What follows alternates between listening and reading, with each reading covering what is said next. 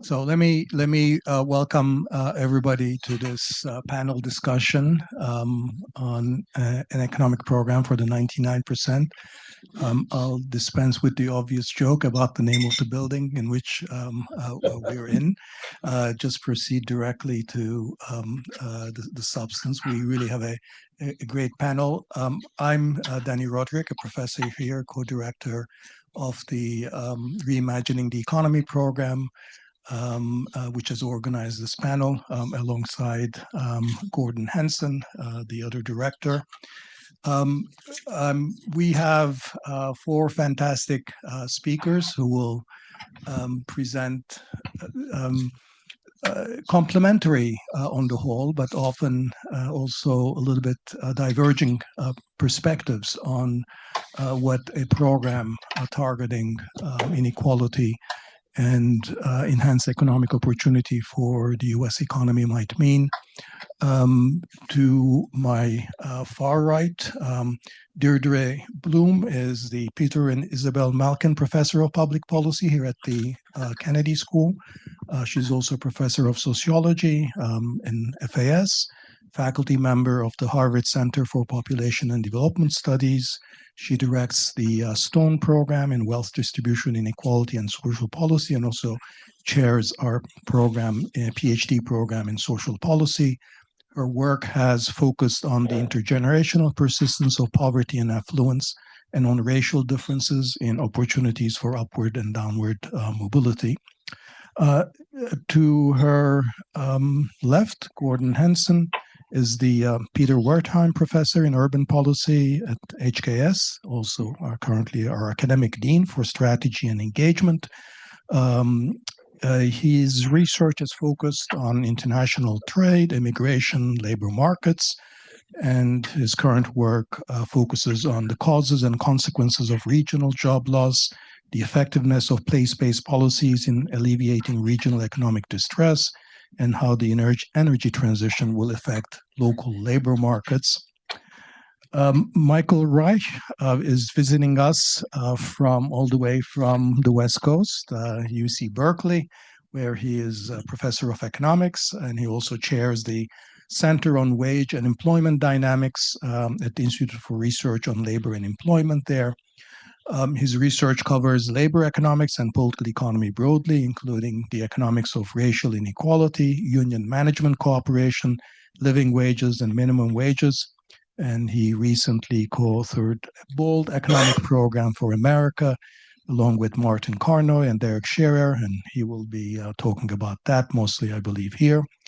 Last but not least, Julie Schor, to my immediate right, has had a double career, or a joint career perhaps, as an economist and a sociologist, currently professor of sociology at Boston College.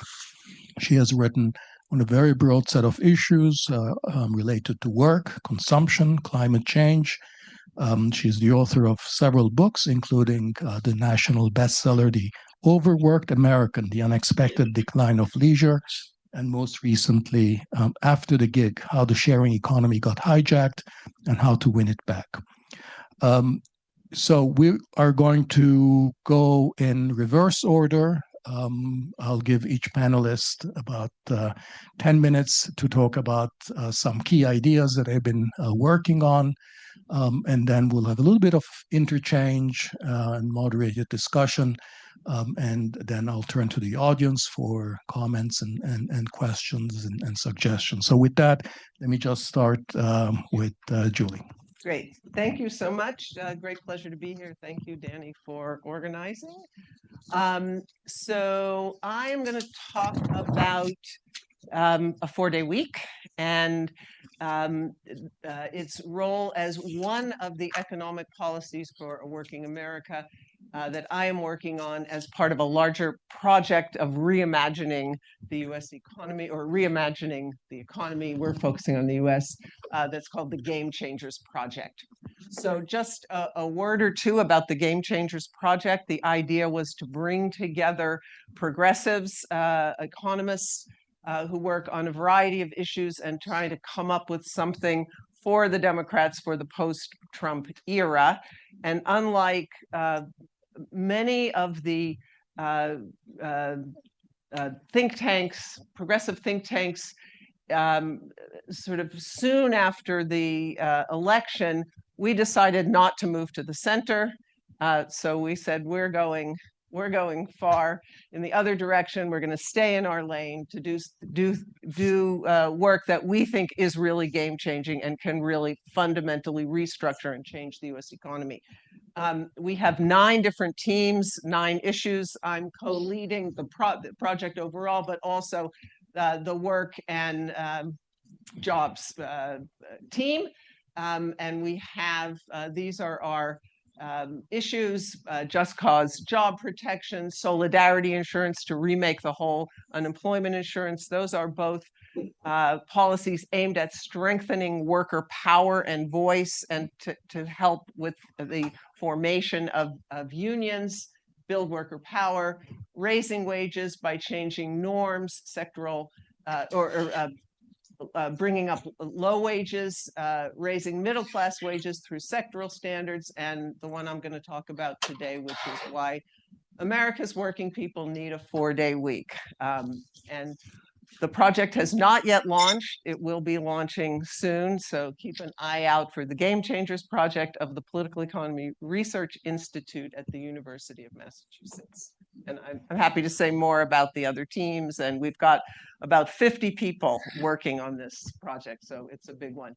What is the sort of, what are the principles behind what we're doing? Number one, game changing, big, bold ideas, but also changing the rules. So to actually change the structure of the game, as well as ideas that are different, meaning we're not just doing New Deal 2.0. These are actually a lot of innovative things that haven't yet been tried. Politically aspirational. So we're thinking about things that are really good for working people, that are economically very viable, so have strong economic rationale for them, even if they may seem like pie in the sky. And the 4-day week, I will argue, is something like that. At one point, it seemed utopian. Now I think it's much more within the mainstream, and people think it's viable. And issues that build, particularly for my team, worker power and voice. Oh, thank you. Okay, so the 4-day week. There's been a lot in the media about the 4-day week. We have, as I'll explain in a minute, I've been involved in researching companies all over the world that have instituted 4-day, 32-hour work weeks for their employees with no reduction in pay. And they have been tremendously successful, both for the employees and for the companies themselves. So a lot of interest in it. UAW, of course, up here, put the 4-day work week on the map in its last contract negotiations, asking for a 32-hour work week. They will be doing this again in 2028 in their next round of contract negotiations. So it is an issue that has some political resonance. Senator Bernie Sanders introduced an amendment to the Fair Labor Standards Act to reduce the standard work week in this country to 32 hours. Why? Why suddenly are people talking about the 4-day work week 86 years after the 5-day work week was instituted? Well, the pandemic is the main reason. You have a highly stressed workforce in this country and globally. In the US and Canada, more than half of all employees report that they experienced stress a lot of the day yesterday. Of course, we had the Great Resignation with large numbers of people leaving their job, in part because of stress and the sort of bad conditions on the job, and high numbers of job vacancies. Now, these have come down from their peaks, but whether we're talking about stress or these labor market imbalances, they have not returned to pre-pandemic levels. So the pandemic was really key in putting this issue onto the agenda. In 2021, I was asked to lead a global effort of firms who were going to be doing this in groups. So trials, 6-month trials, firms who were together were going to be transitioning to this 4-day week schedule. starting with a group in Ireland, and then US and Canada, and then our biggest trial in the UK, organized by nonprofit groups. And they were free at the beginning. Any firm could join. They just had to maintain pay. They had to have a meaningful reduction in hours. Virtually all of them went to the 32 hours. And the idea was that they would be able to maintain their productivity so that it wouldn't be a costly innovation for the firms. We have published our results on worker well-being in Nature Human Behavior. Not surprisingly, we find big gains in well-being. I have 5 of our well-being measures here, but we have 20 of them. They all increase significantly across pretty much all the subgroups of workers. And one of the things we find is that the more, not everybody reduces by the full 8 hours. So we know, we have self-reports on how much they've reduced. We also have controls in here who don't reduce hours. But the big point here is that the more people reduce in terms of hours per week, the bigger the well-being impacts they have. And I'm happy to talk about why that is. We have an analysis of that. The other key thing is that it works for the company. So probably the bottom line of company success is whether or not they stay on the schedule. So after the trials go for 6 months, and then companies decide. After about 2 years into the research, we went back to the companies and asked, are you still on this schedule? So have you been on it for at least a year? So we had about 200 companies at that point who had done it. Only 10% of them had discontinued. A subset of those were planning to go back to it, but these are mostly small and medium-sized enterprises. So some of them were having some personnel issues, like one that said half of our team is out on pregnancy leave. And if we exclude a couple of them who never really got going, it's more like 7%. So very, very high retention rate. I would say success rate with the schedule. Final point, AI makes the 4-day week even more compelling. Of course, you know that more and more we're hearing from business leaders who are saying we're going to get a 4-day week or even a 3-day week as a result of AI. If AI creates large-scale job displacement, I don't know that it will, but if it does, work time reduction becomes really important so that the costs of that job displacement are not borne by a small group of people or by workers more generally, but that the benefits, if there are benefits on the productivity side, that workers share in those benefits. So I will stop there, and thank you. Wonderful, thank you. Michael?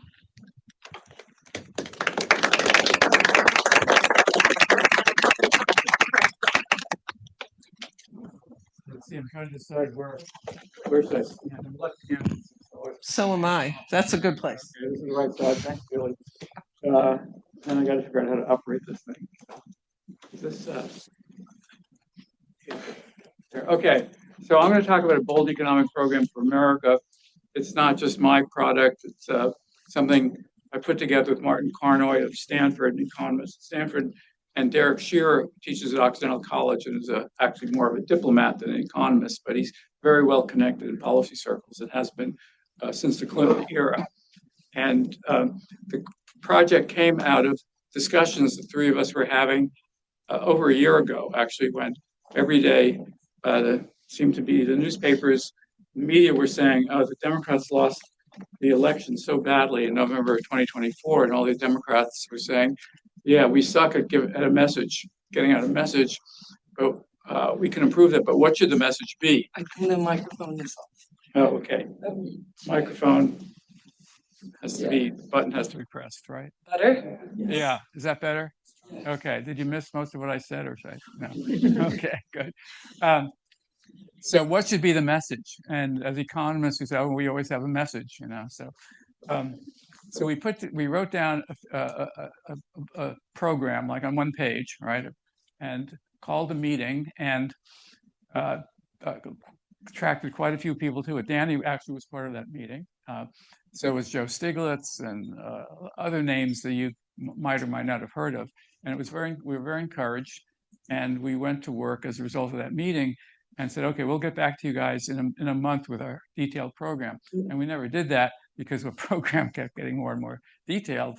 And it's 110 pages now. And we're about to get to a 2.0 version of it, and revised version. We put this version out actually in October.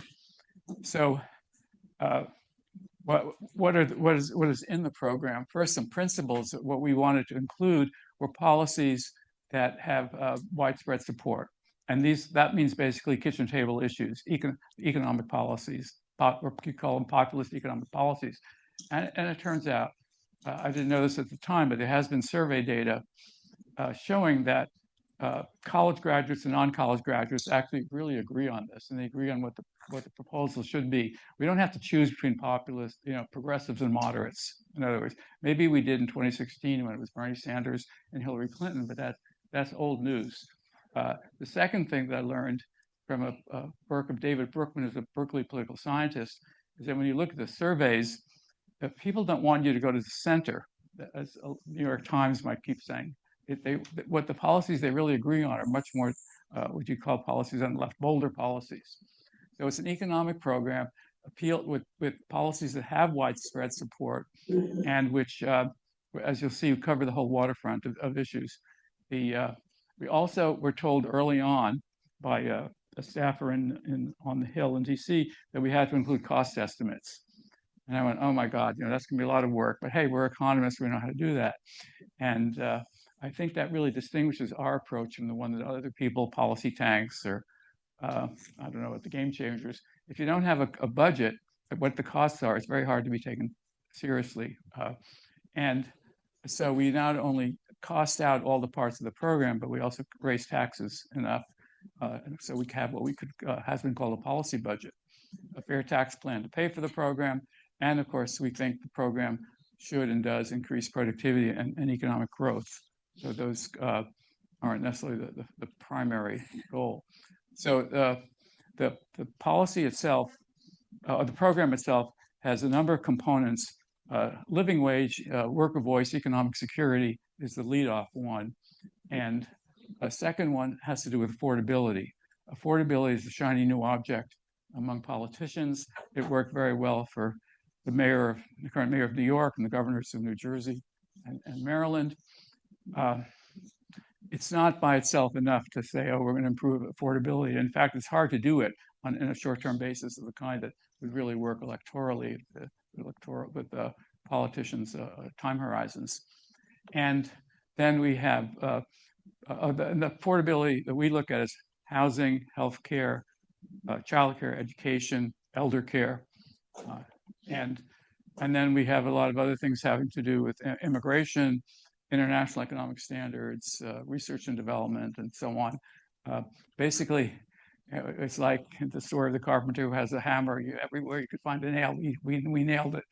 We included in the program, which is why it became 110 pages. So I wanted to talk just a few minutes about the living wage part of it, because that's the part I've worked on the most, I guess, but also I think it's really important. So the minimum wage was established in 1938 by Franklin Roosevelt, but at the time, well, not by him, but through him. And he made a number of speeches during the 30s saying we need a wage standard that's a living wage. Every company in the United States should be able to pay a living wage. The minimum wage has never been close to being a living wage. So the highest wages that I have studied, though, have been the effects of minimum wages of $15 in California and New York, and more recently, a fast food minimum wage for California workers in big fast food chains is $20. So I've looked at these numbers quite a bit, and it seemed to me that we could go above the $15 standard federally. A couple of years, 4 years ago, Bernie Sanders and other people introduced in Congress a $17 minimum wage as the possible standard. It didn't really go anywhere.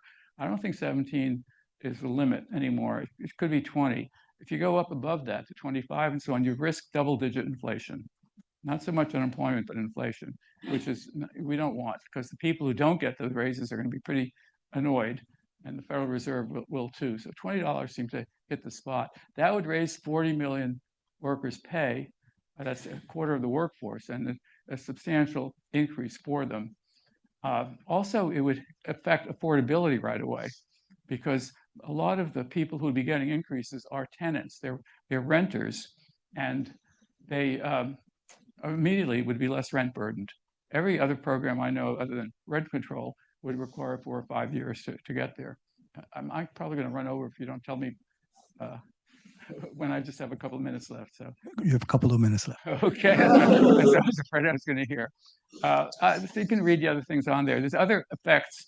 You get $200 billion back if you, because higher minimum wage means more payroll and income taxes, and it means there's less money being spent on means-tested programs. The Democrats have been standing as as party for the growth of means-tested programs, tax credits, also SNAP, food stamps, Medicaid, and so on.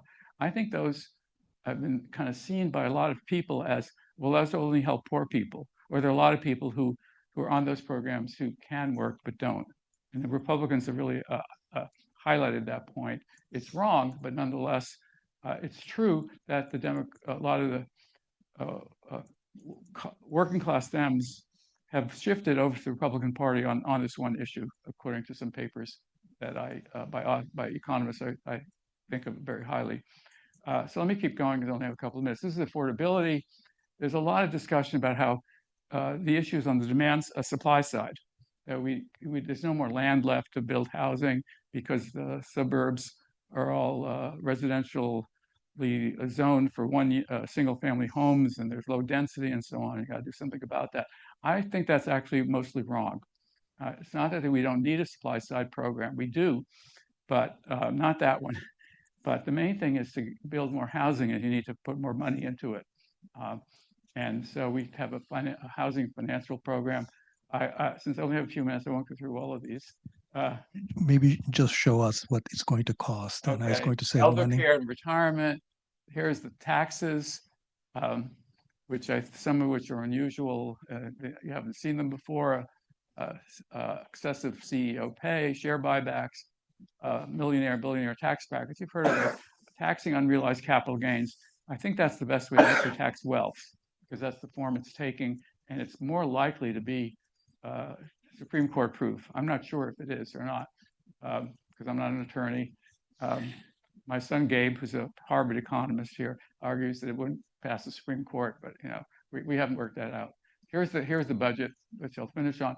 The whole thing costs us $860 billion, 2.7% of GDP. It's a remarkably small number. We were surprised because we built it up from the bottom. We didn't kind of start with a budget number. And the current budget we have raises 3.8%, which leaves a surplus of quite a bit of money that could be used for deficit reduction or other programs. And even without the version of the wealth tax that we're espousing, we would still have a surplus left over. I'll leave it at that. Thank you, Michael. We'll come back to this.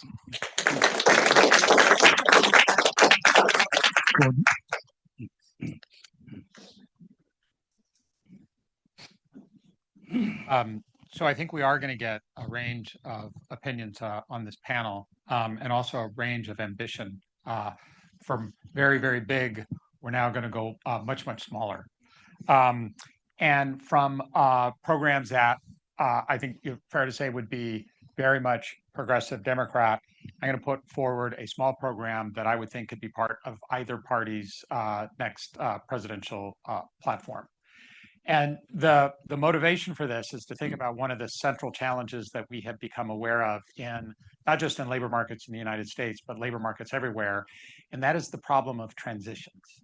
When students go from school to work, when people go from job to job, unsuccessful transitions can lead to permanently lost opportunity and people getting stuck on trajectories which have impacts for their earnings possibilities for decades to come.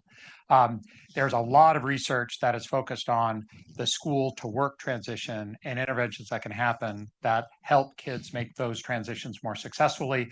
A lot of that has to do with connecting with employers, learning about how the labor market works, making sure you have the right skills. I want to talk to you, policies I'm going to talk about would work perfectly well for that, I want to focus on the other transition, and that is job to job.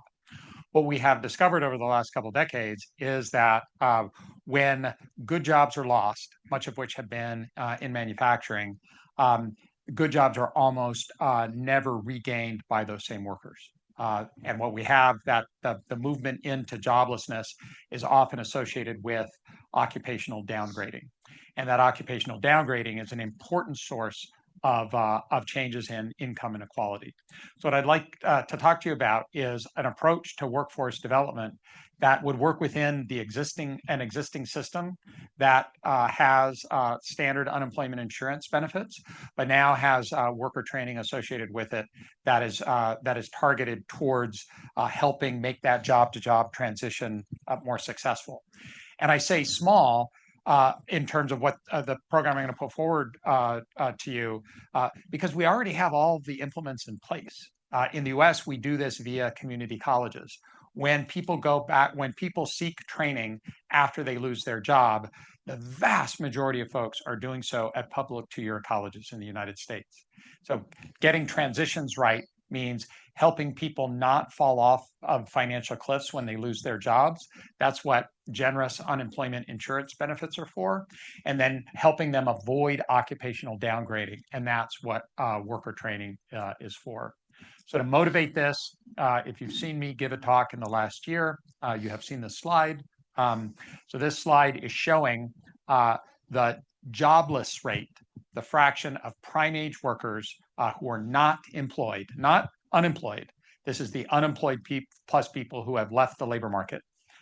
So the non-employment rate across local labor markets in the United States, if you are red or higher, then your place has a jobless rate of higher than 20%, which is this did not used to be the case in the United States. If you were of prime working age, 25 to 54, you worked.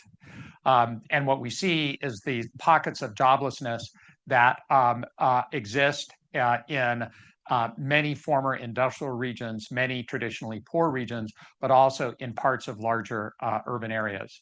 On the right is the jobless rate for prime age workers with a BA degree. And so it's like they live in a different country.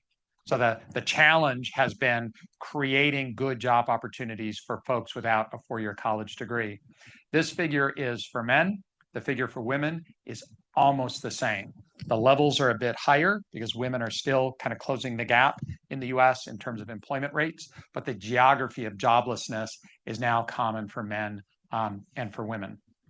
So what would this plan look like? I should warn you, it sounds a lot like Denmark. Now, why do I issue a warning with that? Is because when you say Denmark, it's like saying Singapore. It's this impossible standard to which no countries but Denmark and Singapore have succeeded in attaining. But what I want to suggest to you is that no, it is attainable, and we've actually experimented this with this approach in more modest ways in the US at certain moments in time and in certain places. So this approach would involve two things. One is that when workers lose their jobs, we condition the unemployment insurance on the state of the local labor market.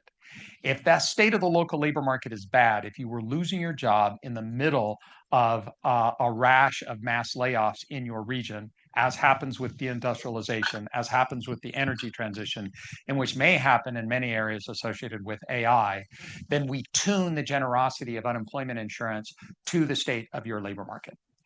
So if we're in really bad shape, you get more of your income replaced for each month, and those unemployment benefits will last for longer.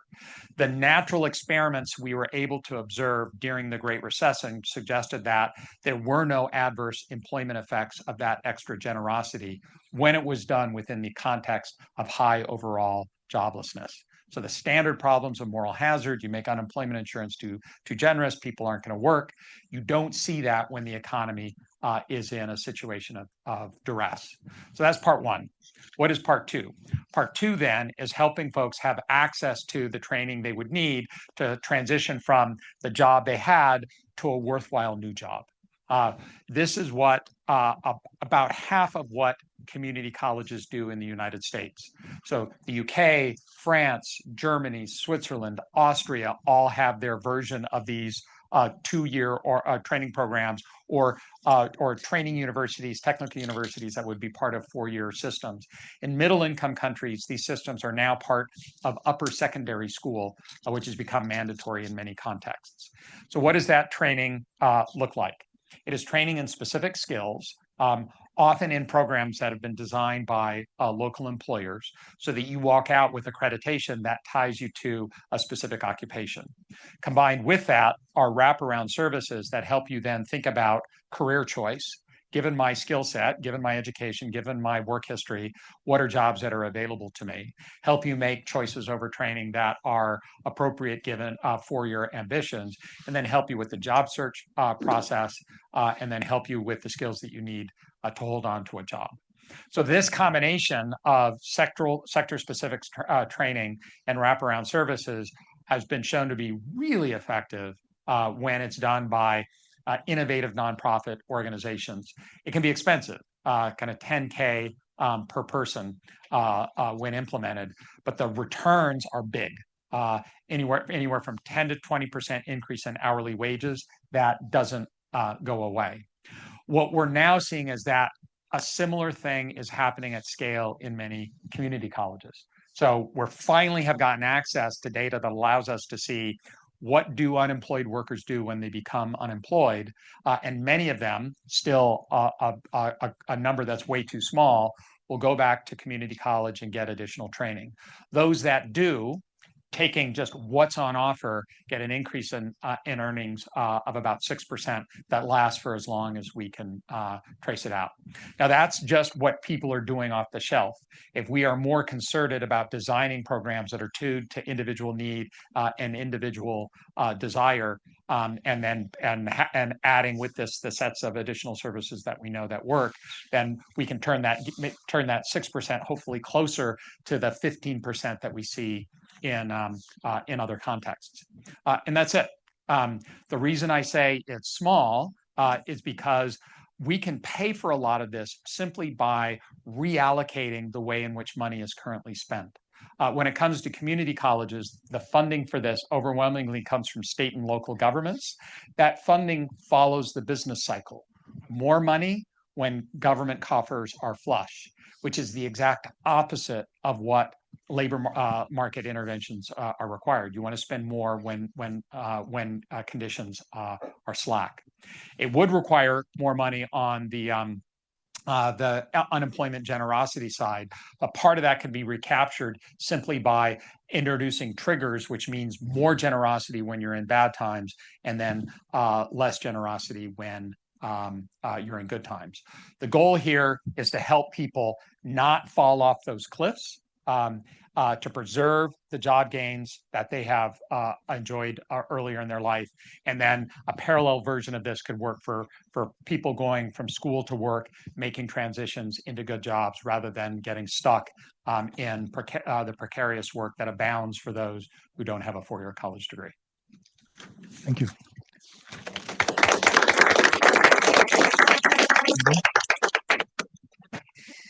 All right, thank you. So good afternoon, and thank you to Dani for including me on this panel. It's really a pleasure to be part of a conversation with you all. When Dani invited me to be on this panel, he asked me to think about a few ideas that animate me when I think about a better future for our economy and society. So what I'm going to do today is share some thoughts along 3 themes. My mic is particularly loud. Okay, so the 3 themes I'll talk to you about today are, first, embeddedness, which just basically boils down to this idea that we live our lives together and effective policies can build on the ties that we have to one another. And the second theme is responsibility, by which I mean we're responsible to one another in many different ways, as people to the government and as government to the people. And the third theme I want to discuss is vision. We're facing an uncertain future, that's obvious, And it's crucial that we have some strategic plans to guide us through that future, in addition to tactical policy ideas. So I'll talk about each of these three themes a little bit with a few concrete solutions thrown in. Okay, so first, embeddedness. We're embedded throughout our lives in many, many different relationships and institutions. And one primary set of relationships that we're embedded in, of course, are our family relationships and the relationships that we have with the people that we share a household with. And there's a set of policy, sort of a suite of policies that draw on our embeddedness in families and in households called two-generation policies. So what is a two-generation policy? It's a policy that invests in both children and their caretakers simultaneously.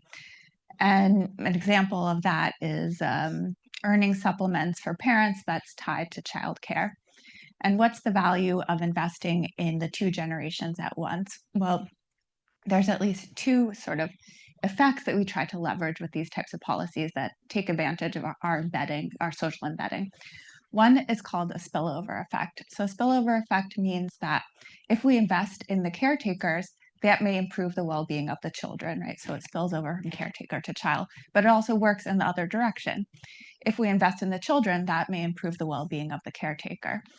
So we have these spillover effects, but then we also have the potential to have multiplier effects. And I would say the evidence on multiplier effects is weaker, but the potential is there, and partially aside reason why the evidence isn't as good there is just we haven't really tested it as well. But what is a multiplier effect? It basically means that when we're investing jointly in children and in their caretakers, the effects or the improvements in well-being should be bigger than if we invested in each generation separately. And why would we have a bigger effect if we invested jointly? Well, the basic idea is that there's synergies between the two investments, and it can create some positive feedback loops through policies that are coordinated as opposed to uncoordinated separate policies. So this idea of two-generation policies is just one example suite of policies that build on the fact that we're embedded in families and households to try to maximize our policy impact and maximize well-being. But of course, families are only one place in which we're embedded. Families themselves are embedded in geographic communities, right? So we have to think about the broader environments that we're living in.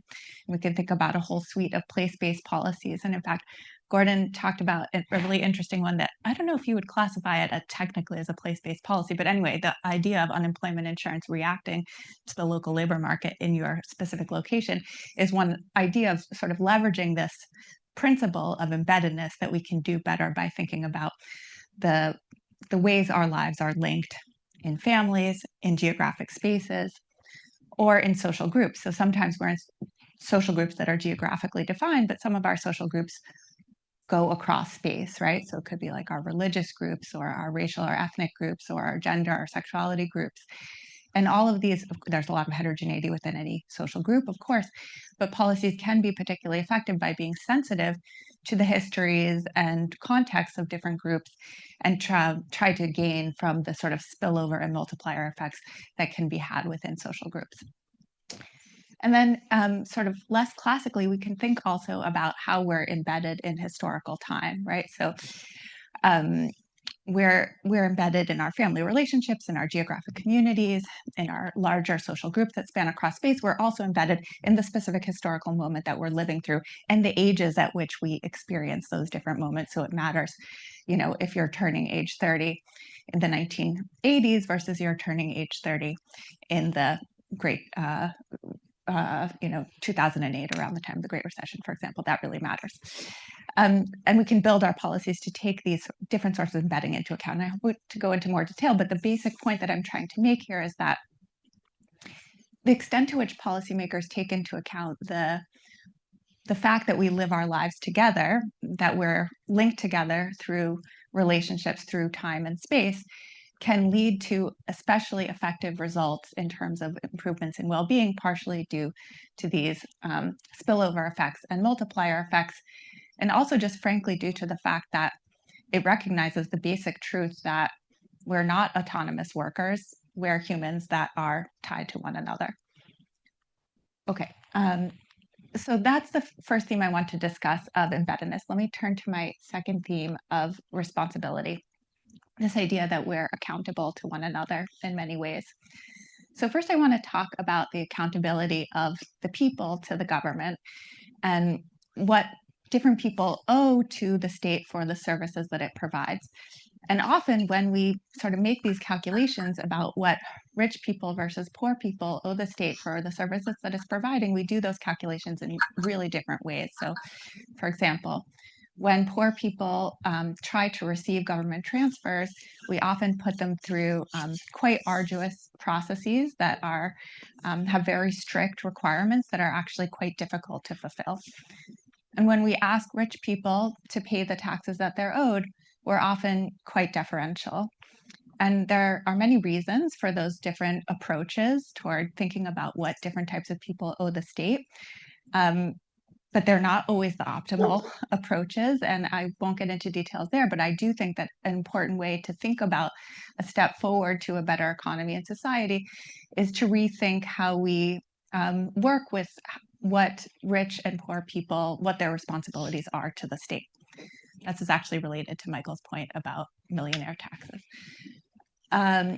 Okay, but then also there's the other side of the coin about what the state owes the people, right? And what the state gives to different types of people or how it listens to different types of people. It's a very well-known fact that more powerful people, more economically powerful, more socially powerful people have more political influence, right?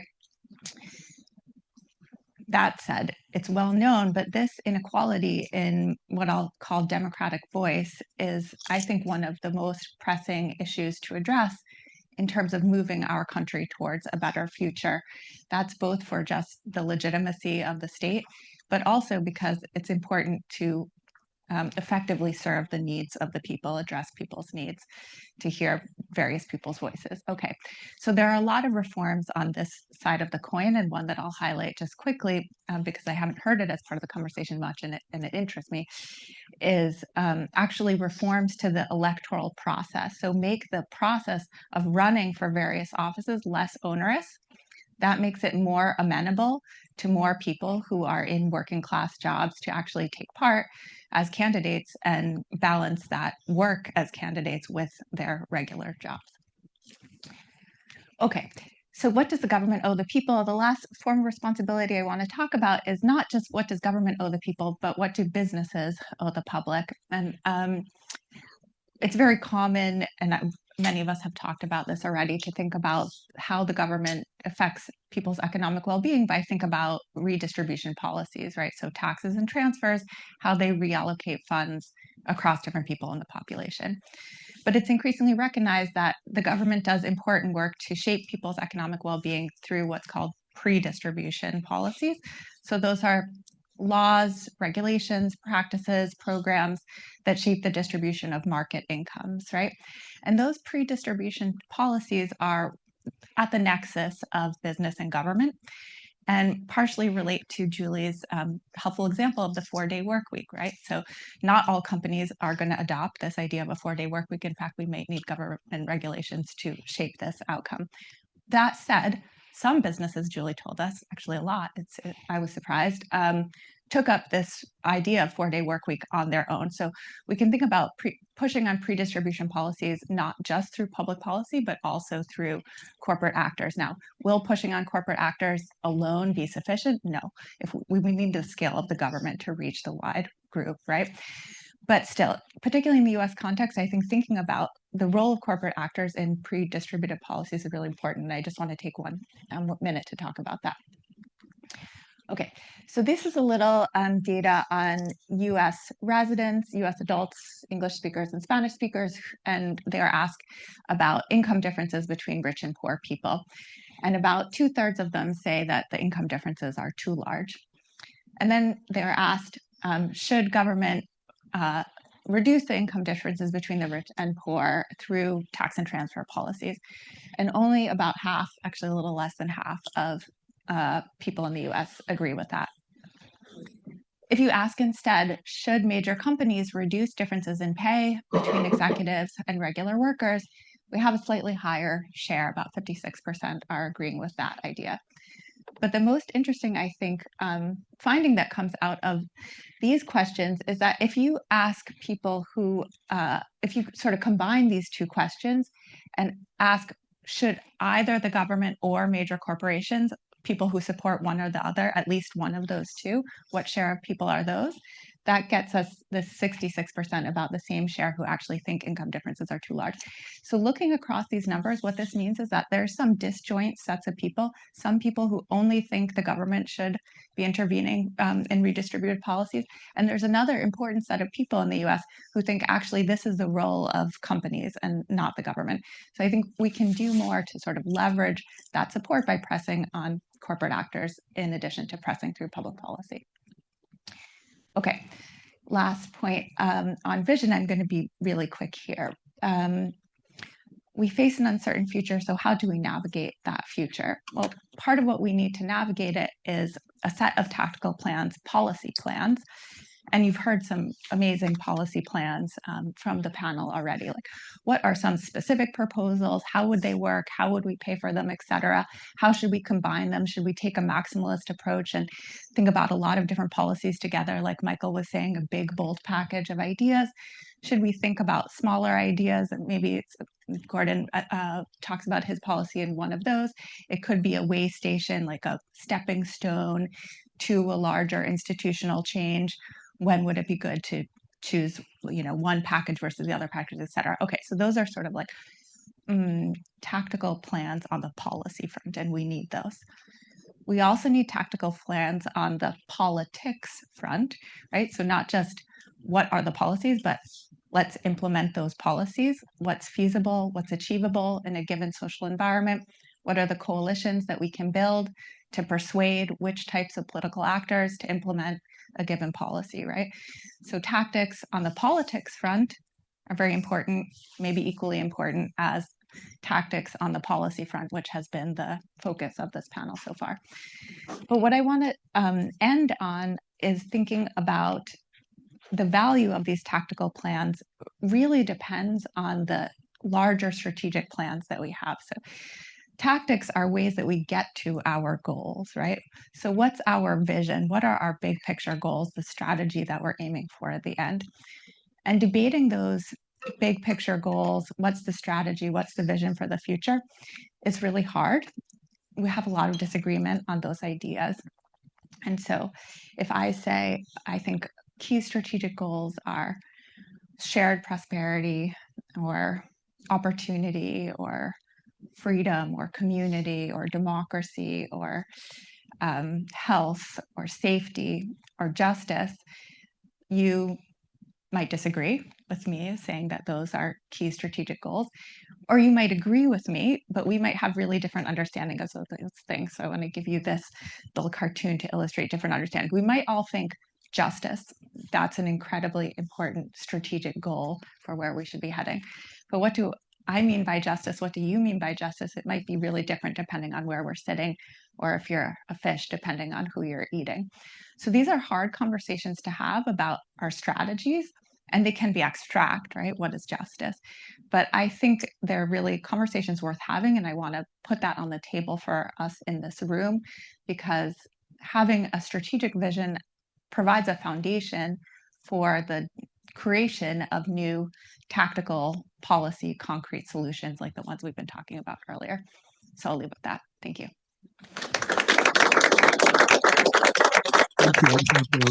This is really fantastic. We've had both very specific, concrete suggestions to move us in the right direction, as well as an overall frame that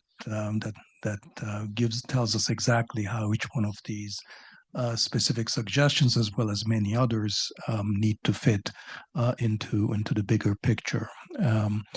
I want to maybe get us to talk a little bit more about some of these issues, and I'll start with Julie and Michael, because in some sense there's a bit of a tension between the two policies that you've advocated. Julie, the 4-day work week is mainly an idea about reducing work on the basis that people are overworked, that the evidence that when they work less, that they become happier without loss of productivity. Michael, the living wage idea is to actually get firms to pay more without necessarily reducing work week. Some of the justification and rationale for the 4-day work week is that firms might be happier to cut the work week than to give higher wages. And that might be maybe a path of least resistance, but that's not where obviously Michael wants to go. So I want you to reflect a little bit on each one of you on the tension about these two approaches and which, if in an ideal world maybe we can pursue this, but there are obvious tensions in terms of which one of these strategies that we would want to pursue. I also want you to each maybe say a little bit more about, if you will, the external validity of the evidence on which you were basing that. I know each one of you have thought long and hard about this, but it would be useful for the audience to hear about your views on the 4-day work week. Of course, to date, the evidence is from firms that are essentially have self-selected into these programs.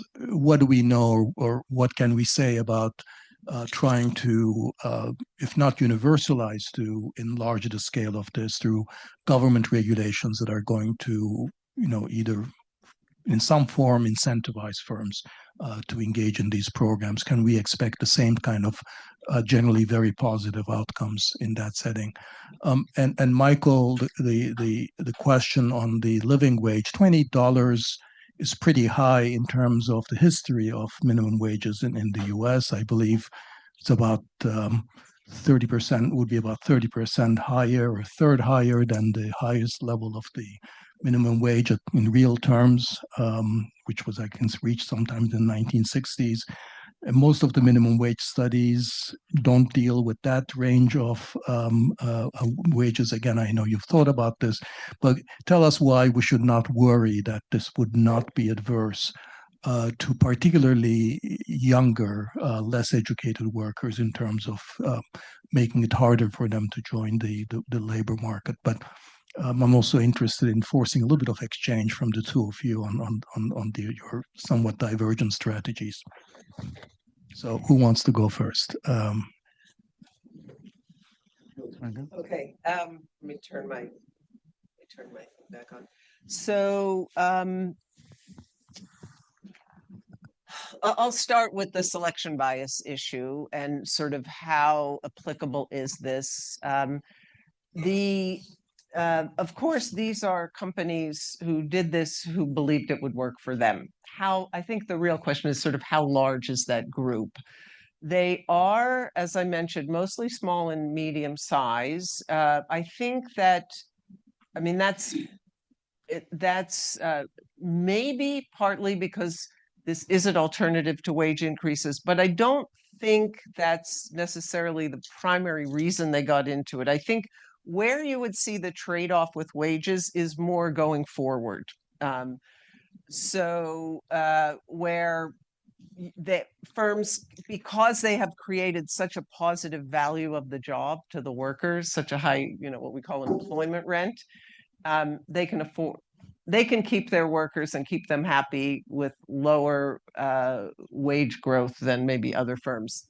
That said, when I asked these, CEOs and HR people and everyone about this, they were adamant that this is not the case and that they think about the benefits, which is what this goes under, benefits and wages, very separately. We have to maintain the competitive wages, but we add this. Anyway, so it is a wage increase, remember, because these folks could go out, particularly if they're low income, they can go out on that 5th day and earn more money. So it's not as if it's a competitive or an alternative program. Now, we had on average, 0 increase in second job holding, even in the United States, where we see a 1% statistically significant decline in second job holding. We are not dealing with the lowest wage workers here, although we are also not dealing with really super high earners either. They tend to be our median household incomes are not that different, maybe a little bit above in the US, for example. I do think, okay, so that's who's it available to and so forth. Of course, not every firm can get a free 4-day work week. I mean, that's essentially what's happening here. Very, very unexpected from the point of view of standard economic theory. How could there be that free lunch, that the firms are better off and the companies and the workers are better off? So I think you see it. We have a lot of people in professional services and white collar. We do have some manufacturing, hotels, healthcare, etc. But there's a lot of inefficiency in white collar work. And so I think actually there's a pretty big pool of companies, if they could figure out, if they could take the leap, they could do this. And what I think for the lower wage workers, where the work is they've already been more sped up and efficiencies, and the really big factories, internationally exposed manufacturing, I don't think there's a free lunch there. Small anecdote: when I published The Overworked American in 1992, I was looking for sites to companies, and I went to Motorola to talk to them about reducing work hours without reducing pay. And I came away thinking, no way, because they'd already gone through Japanese management and they'd sped everybody up, and there's nothing there. There's no efficiency left. But there is a lot of inefficiency in firms. There's a big variation in how efficient and productive firms are. My feeling for the laggards, the ones where it will be hard to do costlessly, is you do it through productivity improvements over a period of time. So I have a 4-year phase-in of the reduction to a 32-hour week. So, and like any other reform, whether it's an increase in wages or anything else that's costly to firms, you can do it. You're better off if you take some time, and they all say they can't do it. I think I should stop there. Great, thank you, Michael. Yeah, I want to comment on working time. First of all, it's true, Americans on average work, I forget, it was 400 or 500 or 600 hours more per year than most European workers in most European countries. In part, this is because a country like France actually has already a 32-hour work week as a norm. But it's also because they take a lot more vacations and holidays than we do. So everybody in France, Germany, and many other countries has 4 to 6 weeks per year paid vacation. That's a choice they make. And so there's clearly kind of some desire to reduce overall work over the course of a year. That said, when you ask people, well, how would you like to have the reduced work time? There's a big gender difference, and women would actually prefer to have a shorter day because it's more compatible with family obligations that they do, and men would prefer to have a four-day week. That's just a small footnote. On the minimum wage, first of all, and this is related to work time actually. If everyone worked 40 hours a week for 52 hours a year, that would be 2,080 hours. Hardly anybody does that. Professors work more than that probably, and some other, workaholics. But actually, the average weekly hours is about 35 hours a week already. So going to 32 isn't actually as extreme as it might seem. And most people don't work 52 hours a year, 52 weeks a year. When you put it that way, it's a different calculation. This relates to my minimum wage calculations because I was basing a lot of the translation from hourly wage, which is my proposal, to what the annual wage impact would be. And I was using kind of the actual wage, actual annual hours. And a lot of journalists don't get this. They think, oh, if the wage goes up by $2, that means, the cost $2 an hour, or 2,000, you multiply by 2,080, you get a 4,160 difference. Is that, am I doing the math right? And that's just too big a number. There's a lot of research on how high the minimum wage can go, but and some of it's pretty clear. It's not just a question of the real level of the minimum wage, but its relationship to the labor market. And that means what percent of workers are going to get an increase. That's called the bite among minimum wage mavens like me. And the other is what's the ratio of the minimum wage to the median wage, which is an index originally devised by a statistician named High Cates, and so it's often called the Cates index. And the research is pretty clearly showing that minimum wages up to 2/3 of the median wage don't have negative employment effects, or at least minimal employment effects. Sometimes we find positive effects, by the way, which is what a model of monopsony would actually predict, where employers suppress wages and employment, and then they lose some of that wage setting power with a minimum wage. So 2/3 of a median wage, in my calculation, if you run the numbers and you assume, say, 3.5% nominal wage increase over the next couple of years to 2030, and my proposal was for $20 by 2030, not tomorrow, then that works out actually to be about 2/3. So I think it's feasible, according to most of the people who look at this, and the policy people also. Some of that research is based on state level variation in the minimum wage, but there's other variation you can look at. California, for example, might have a very high minimum wage and overall a high median wage, but when you go to Fresno County, it's one of the poorest counties in the United States. The median wage there is much lower. And that's true in almost every state. There's a lot of, Gordon knows probably better than I do, there's a lot of within state variation. And so in one paper, I looked at, using county level effects, and we went up to about 80% of the minimum to median, where you don't see a negative employment effect. And as it turns out, that is the ratio of the California fast food minimum wage to the California median wage. 80%. And so far, in a couple of studies I've done, most recently using cell phone location data, which tells me which restaurants are affected by the policy and which are not, we're not seeing employment effects. So I'm pretty confident about that. So this is an area where sort of the conventional wisdom among economists have changed inordinately, supported yes, in part by studies like the ones yours and others. Gordon, let me ask you about your proposal and the community colleges in particular. The idea that you have these well evaluated and quite strong and medium-term wage effects from well-designed vocational or sectoral training programs comes, as I understand, from these sort of programs run by nonprofits, and that's are relatively small compared to the scale of the community colleges to which you want to take these programs. And they were working in areas with very well selected sectors where there's very healthy demand. So there's, I guess, two questions. One is,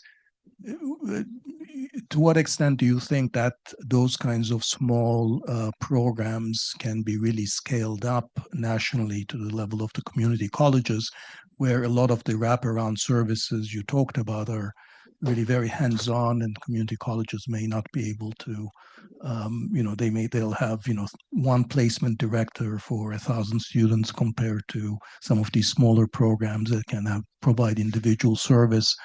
And then, so there's a scaling up question, and then the question also, the sort of what about the business side of things, the labor demand side of things? That for these programs to work, you also need a healthy ecosystem of businesses that actually want the trained workforce with which community colleges can work to design the appropriate training programs.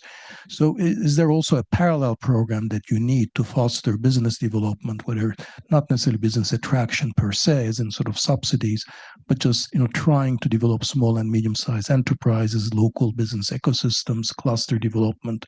That is, you need a parallel program alongside for these community college training programs to work well.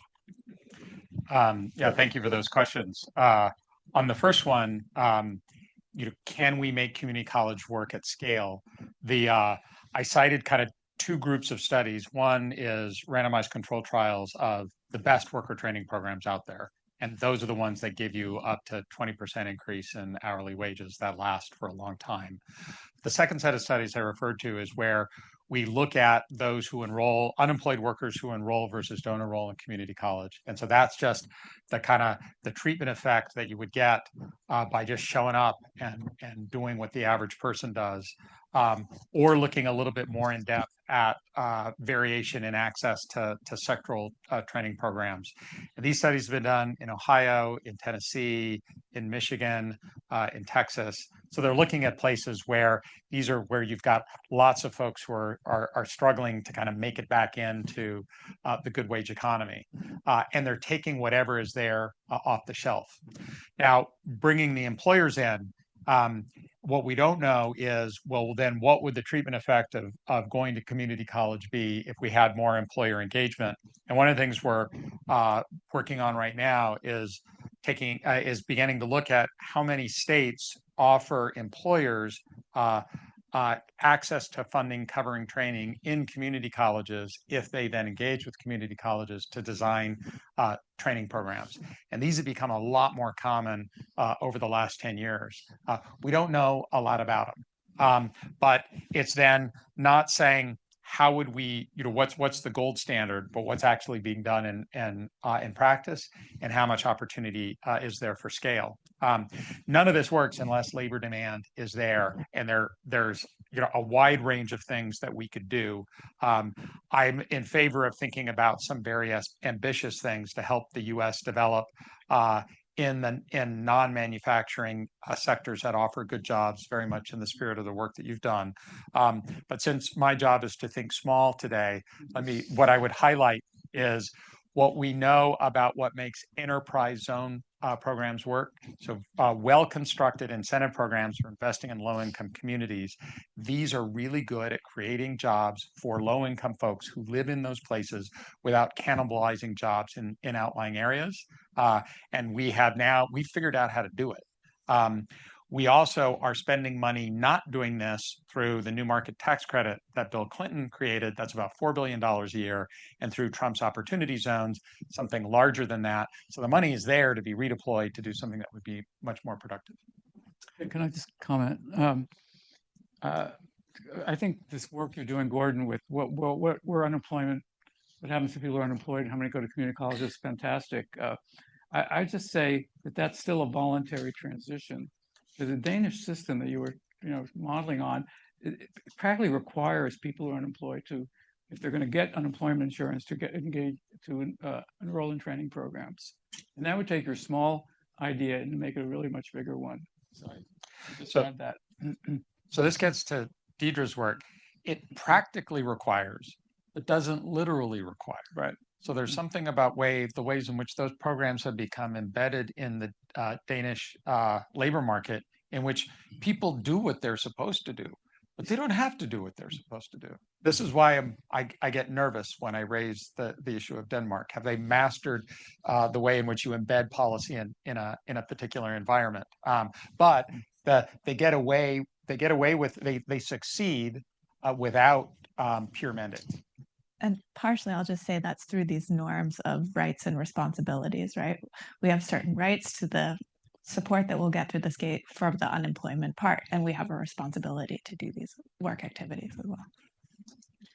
Yeah, Deirdre, a lot of your work has focused on the the historical place-based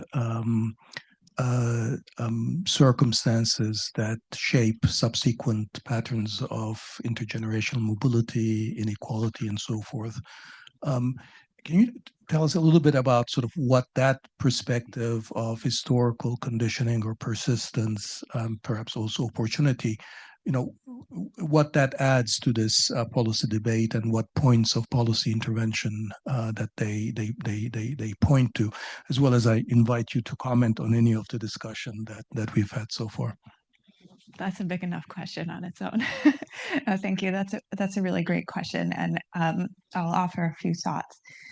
So, just to elaborate a little bit on Gordon's summary of some of this work, the idea of some of this work, or what I've shown in some of this work, is that, well, the places we live matters, but not just the places we live matters, actually the places that our forebears lived matter. So like where our parents and grandparents grew up, those circumstances that they faced shape their lives, and then they go on to shape our lives, and so on. So there's this persistence of historical geographic inequalities through the family over time. So what does that mean for policy today? There's a couple of ways we can think about it. One is, well, when we think about place-based interventions, what we really care about are not the places, but the people in the places, is sort of your point, Gordon, about who's getting the jobs that are created there. Okay, so all these policies are about increasing human flourishing, and the places are a way to get us to increase human flourishing because we're embedded in place. But the people who are in a given place might leave that place, right, across time and across generations. And that's particularly true in some of the work that I do about racial inequalities in the US, where there was massive migration, of course, the Great Migration of Black Southerners to the North and West in the first, well, really 70 years of the 1900s. So what does that mean? There's a couple things that it could mean for policy targeting, of place-based policy targeting, for example. That is, we can do compensatory targeting of various places that historically were excluded from a variety of programs, and we can do that systematically by looking at the history about how different places were treated by government. Okay, so we can target the places, but if we care about the people, and the people and the places are moving around, we should think about targeting the people too. How could we do that? Well, we could follow people through families, that you have a family lineage in this place, for example, and your family was affected through that way. That's challenging. So another way to think about it is just the places themselves are embedded in the larger economic and social structures in which we live, right? And that was also sort of to your point about the state of the economy, the labor demand. So what we have to think about then are not just place-based policies, but broad-based policies that are going to affect people no matter where they're living. And that's a little bit more along the lines maybe of what Michael and Julia were talking about. Okay, so that's thinking about sort of targeting policies. We can also think about the evaluation of policies. So often we have, budget scoring algorithms that sort of look how many years out. This is actually like a crucial question. How many years out are we looking now? Our projections are always uncertain, and the longer we look out, the more uncertain they are, and the more the assumptions matter, and we can get all sorts of different numbers. But that window really matters because a lot of policies had very long-term effects, intergenerational effects, and what we estimate as the costs or benefits of those policies really differ based on this sort of window. So that's thinking about policy evaluation. We can think about policy implementation, like when we're meeting people on the ground who are looking for government services in various ways, we can do so in ways that think about a whole person approach that considers the larger family and social context in which they are living and making their choices, which is actually very important for the way regular people make decisions, okay? Just remember that, regular people, we're all regular actually outside of the models. Sometimes, all models are wrong, some are helpful, but we're all also regular people and making decisions that are based on our experiences in our lives, which are embedded in our families and family histories and so on. Okay, so that's on policy implementation. And the last thing I'll say is on policy design. We could think about how to most effectively design our policies in terms of, what exactly is the minimum wage margin that's going to create the most disemployment versus the most benefits, et cetera.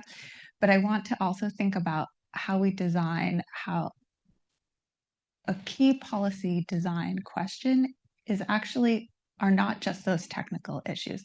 We know there's a lot that we don't know about policy design, but there's a lot that we know, and there's a lot that we know about which policies work. And so if we want to design effective policies, it's not just about figuring out the technical aspects of what work and what doesn't work. It's about how to get a cultural, social environment in which people see those policies as something that they want, that aligns with their values. Policies that aren't value aligned are not sustainable in general. And so how do we widen the circle of concern of people who we think that the government should be supporting and offering various services to? And I'll just give one real example here that still top of mind, even though we're quite post-COVID now, but remember COVID? That happened a couple of years ago, and the government decided to cut child poverty in half. Cut child poverty in half. It was incredible. We knew how to do it. It was easy. It happened quickly. And then the government decided, we don't want to do that anymore. And child poverty just went right back up. So the question, it isn't policy. There are many policy design questions, but we know how to do a lot of things on the policy, on that technical policy design front. And what we don't seem to know how to do as well is policy design on this sort of normative caring about who's in our circle of concern. Great point. Thank you. We have a little bit of time if there are questions or comments. Who wants to ask? Yeah. Thank you all. Very interesting. My question is, microphone's coming. oh, Yeah, maybe you can just briefly tell us who you are, and then I think what we'll do is maybe just collect a few questions, and if you're directing a question to a particular person, just tell us. Thanks, all of you. My question, sorry, I'm Seb, I'm APP at the Kennedy School. My question is mainly directed at Julie, but I think the end of the question will be directed at all of you. It strikes me that when it comes to the 4-day working week, as an example, I think of a large and I think increasing proportion of working class and lower middle class jobs are in sectors which aren't necessarily defined by a fixed week. So whether you healthcare, social care, restaurants, retail. To what extent do you think a party adopting a program with those as its central policies risks alienating or maybe creating a division or further entrenching a division between college workers and non-college workers? And in general, I guess for all of you, to what extent do you think about this division between non-college and college workers in terms of an economic program that can help unite the country? Thanks. You have the microphone, so you go second. Hello, I'm Timur. I work at the Growth Lab. I'm super curious. A lot of the policies that you talked about in some way are raising the cost of labor. And it's a sort of unfair question. In a time where capital increasingly looks like labor and can replace it, I'm curious how you think through that. And we have some examples of so-so automation, where you replace people who are taking your order at fast food restaurants with a kiosk that you press the button, or at CVS, etc. So I'm curious if you've seen how that sort of interplays with things when you think about raising minimum wages or by reducing the work week.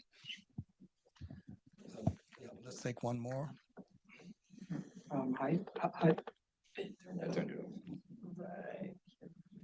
Hi. My name is Friedemann Roy. I'm at the World Bank IFC, and I have two questions. The first of one, how would your ideas translate into more job creation? I think that's what we are specifically interested when we work in emerging markets. And the second point is, what do you imagine what people would do with the gain of free time? Because I think I read also a lot of literature now with rising living expectancy. The worry is also a bit, what will people do with more time quality-wise, because that people will not end up consuming more social media, and then we have all the necessary impact of social media on politics and so on. Thank you. So I saw a couple more hands up go up, but if you can be very brief, I'll take those questions or comments too, and then for a final round among the panelists. Yes, Hannes. Yes, I'm Hannes. I'm a visiting PhD fellow at the CID. So I have two quick questions concerning the work that Professor Reich and Professor Schor was talking about. So did you also look at like the demand side in a sense? So what would happen if we reduce work? Comes a bit with the other question, like this could also give more demand opportunities, right? And for the overall economy, the same thing if we increase the wages. And then to what Professor Hanson was talking about. So how should we think about places where perhaps like the shock is so massive that it's tricky for like to just retrain workers, and then there are other employers that can take them up? What's the role for policy also in kind of place-based policy to build more overall new sectors in these places? Real quick, because you proposed your policies as sort of like, how do we make the democratic narrative strong? I would just highlight, pulling no punches here. I think both of those policies sound incredibly elitist and East and coastal. But the raising minimum wages and 4-day work weeks, I think it's been noted as well. So just know that I don't think they'll land super well with the common person. And I think one of the questions I had specifically is around the studies that show that raising the wages in California, which has steadily increased, has actually just decreased work hours and shifted labor around. I mean, those are all the studies that I've read recently that I didn't seem super promising. And I was looking at fast food industries, particularly, and a few other industries, but it ended up decreasing labor wage, total wages out. Actually, it was sort of fixed, but anyway, those studies on that front. And again, the 4-hour work week, I just +1 on that feels very not labor specific, but it sounds good. It feels good to say 4 days, but I just don't think I don't feel the realism beyond the white collar jobs like you're talking about. Okay, thank you. Lots of good and challenging questions to our panel. So this is going to be, fortunately, the last round. So why don't I give everybody maybe just a minute and a half for final words responding to specific questions. Also, just in general reflection and any final comments you want to make. Deirdre, you want to start? Okay, sure. I guess I'll respond to the first and last points just very briefly to say, on your comment about how these policies sound very elitist, I want to tie that to my point about bringing in more voices about who government serves, what the responsibility of government is. And one idea that I didn't get to talk about on that front are more citizen panels and citizen juries. So these are ideas of randomly selecting citizens, bringing them into structured debate sequences where they're given briefings and sessions where they can talk and come to ideas and write reports as groups of citizens that are then incorporated into real policy decision making. So that's just an idea to try to reach people where they are and serve them better through that mechanism. And I want to tie it to the point on college and non-college workers. That's a really important divide in our country. The maps that Gordon showed illustrate that. So I won't say more on that point per se. It matters in many ways, but I want to also push back on that narrative a little bit and say people have this idea that college, non-college maps onto all sorts of inequalities. If you're college, non-college, you're high income and low income, or you're rich and poor, or you're working in white collar and blue collar jobs. That's not right. On average, of course, college graduates are higher income and they're wealthier and they're working in more prestigious jobs. But there are a lot of non-college workers, maybe more than you think, probably more than you, I don't know what you think, but probably more than you think, who actually have high incomes, have reasonably high assets, and many college graduates who have very low assets, et cetera. So I think this college, non-college divide has gotten a little bit too reified in our policy discussions as a stand-in for all different sorts of inequalities that actually require different types of interventions. Thank you, Deirdre. Gordon? So just very quickly on this, can we design policy that can handle really big shocks? And if we tune policies well, we will do a much better job of targeting policies than we do right now. Because many of the place-based policies that I could have talked about actually primarily go to better off places and not worse off places because they condition on having organizational capital. So good tuning and good targeting could then mean that places that get hit by really bad shocks and they get a big infusion of resources, and they're going to get it really quickly. It's not going to solve the problem. It's not going to bring back an industry that's disappeared, but it could put you on a very different path than going through 3 years of very high unemployment and all the social dislocation that follows from that. You can make policies more attractive than they are. 'Cause a lot of people don't realize the benefits they're getting from government. There's a whole invisible government literature, hands off my Medicare and so on. It doesn't apply to Social Security. It's interesting. That's where we have seen the social contract. And that's because very cleverly, when Social Security was designed, there was a fiction created that you're paying into a fund and the retirement money you're getting is the money that you put in. It's not quite true. But we need to have that sign that says your tax dollars at work, we need to multiply that by a factor of maybe 10,000 or 100,000. There are lots of times when we're getting benefits, and then people would feel more stake, as I think Deirdre wants us to in the tax system than we do. On minimum wages and hours and automation, there are studies and there are studies. There's a lot of people who do these studies who are motivated by the National Restaurant Association. Let's just be frank. And I have read a lot of those studies and I've critiqued a lot of them. And if you want, I'll send you all my, my accounts of why, in fact, minimum wages don't cut hours. It's just not true. And as Gordon, I guess Dani was emphasizing, I think my work and the work of people like Aaron Dubay and other people who've looked at these for a long time has really changed the view of the economics profession. So I'm not just trying to blow my own horn here. It's really stood the test of kind of scientific interrogation. On automation, it's right that you're right that the business end of fast food jobs has been totally automated and is even getting more automated in all kinds of restaurants where you now not just have kiosks, but you have self-serve when you get the food and so on. That was going to happen anyway. It has nothing to do with the minimum wage. The cost of technology has gone down by orders of magnitude more than the cost of labor is going up. Other parts of food preparation turn out to be very hard to automate.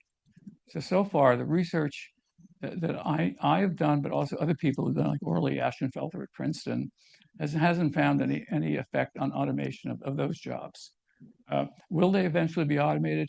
Well, maybe they should, that would be good if they do. I mean, ultimately, strawberry picking will get automated too, but it's probably the last thing, as opposed to tomatoes and other hard products that are easier to automate. The other thing I would say, and this will be the last thing, is that when you raise wages, first of all, you definitionally increase productivity just by value of marginal product being higher. But secondly, you do create some incentive for reallocation. That is for firms that have higher productivity to grow and the ones that don't to shrink. This was the genius of the Swedish solidarity wage model and by Reich and Meidner in the 1950s, where you just push out these low wage firms, you raise productivity within the boundaries of what you can of productivity growth and exchange rate.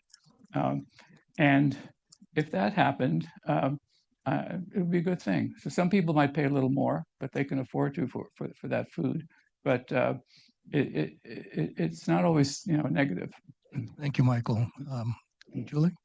Okay, so the really low hours workers are an issue here, and you got to figure out something for them. But we should remember that a big part of why, and I'm thinking about retail particularly, has so many low hours workers is because capital is low there and they don't pay, these jobs don't pay benefits. We do have healthcare organizations that are doing this, and there are ways to deal with the less than full-time workers. So in our studies, most of these companies are taking the people who are on 80% salaries and just paying them 100% now because everybody else has moved to the 80%. on the question, Michael was just talking about this, about capital and labor and so forth. I want us to remember that the last time we had a labor-saving technological innovations on the level that AI may be bringing us, of course, was the Industrial Revolution. And how did we deal with that? By a 50% decline in average annual hours. And we would have, I think economists or people have forgotten that part of how we were able to maintain high employment from the mid-19th century through the 20th century is because hours per job fell so much. And we got to remember that, because the US has gotten off that path. Second thing, what are people doing on their off day? So they fill out time diaries. They're mostly hobbies, social interactions, personal grooming. And if you look at the qualitative data, it's phenomenal. I mean, it's life-changing is the way people talk about this. So I'm not so worried they're just going to be sitting around vegging.